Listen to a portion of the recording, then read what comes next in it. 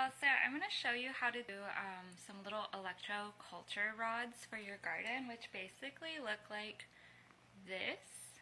It's using like the Fibonacci sequence on the top with the cone, which is the sequence for order and creation in nature. And then it acts as like a little antenna that you put in your plants that are not in the soil, or if they're in soil that doesn't have like the greatest like nutrients for the plants, this can help strengthen the plant's energy field and help them get like more leaves, more flowers, or produce, or whatever they may be. This is really simple and cost efficient. All you do is buy a coil of copper, and then where did it go? Oh, and then one of these little things to wrap it around. And then we have like an abundance of chopsticks because when we go out to eat pho or poke, I tend to eat with forks, and so we take these home as little plant steaks. But the nice thing about these is this part is narrower than this part. So when you start the wrapping, if you start on the narrow part, you can create a nice little like loop around it that tightens and then won't like ride up the stick. And just for like context also, like I just put in a bunch of little electroculture rods in my standing garden. Let's actually go there first.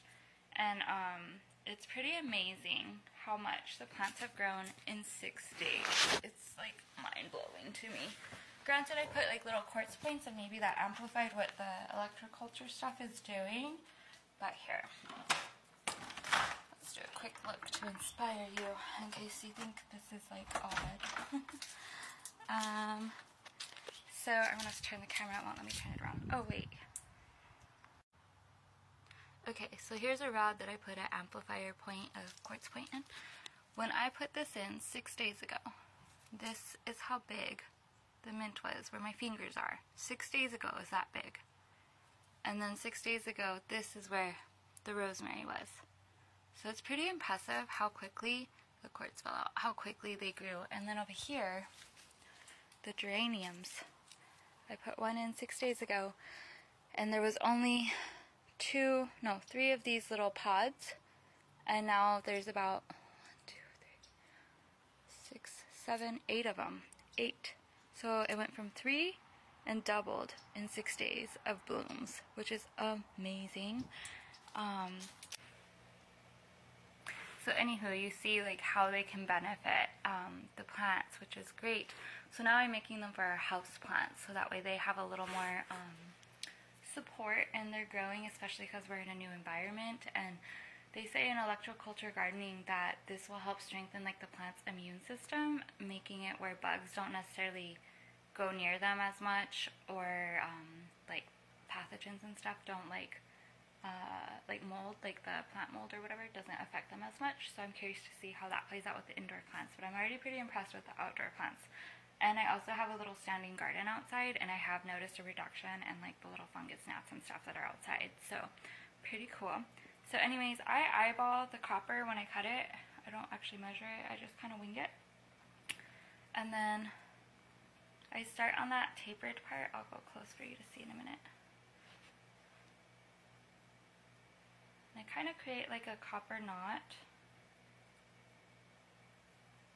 I feel like this part's the hardest part, is the bottom, because you don't want it to slide. Okay, so see, it's like, where is the camera?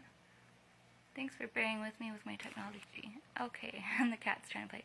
So it's like a little knot that like you can't, like you can pull it off, but you can't pull it past.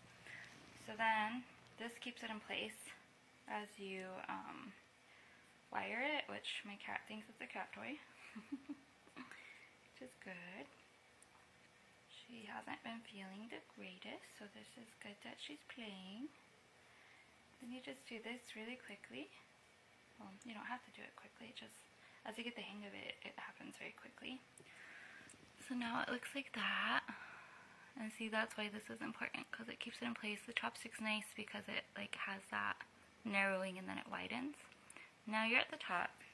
I know in electroculture gardening too, they talk about counterclockwise and clockwise. I am experimenting with just rolling them at this time.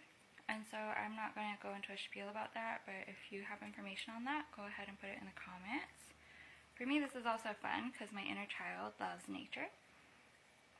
And I love nature, and I want to steward nature. So this is like a fun project. So the next hard part is getting it to wrap around this, because this has little indentations to wrap into. Once you get it past the first little loop, then it gets easier.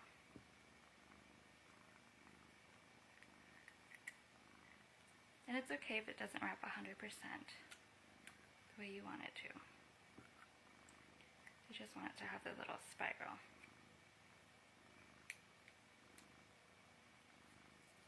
There we go.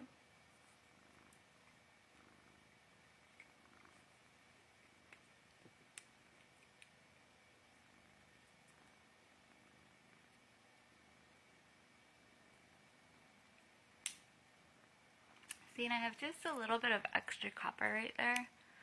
And so I'm just gonna try to mold it to this. Perfect. So there's how it looks.